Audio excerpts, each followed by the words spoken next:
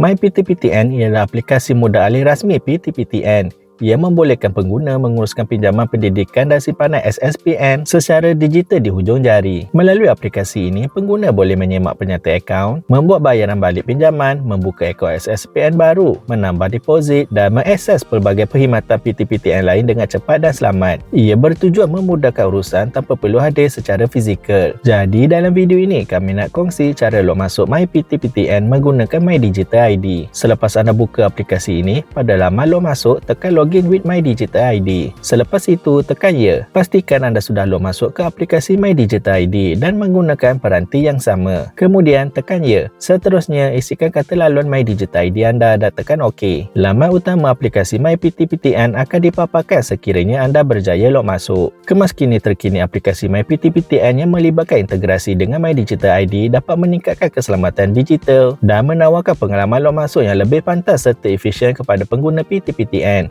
Nantikan video kami yang seterusnya. Bye!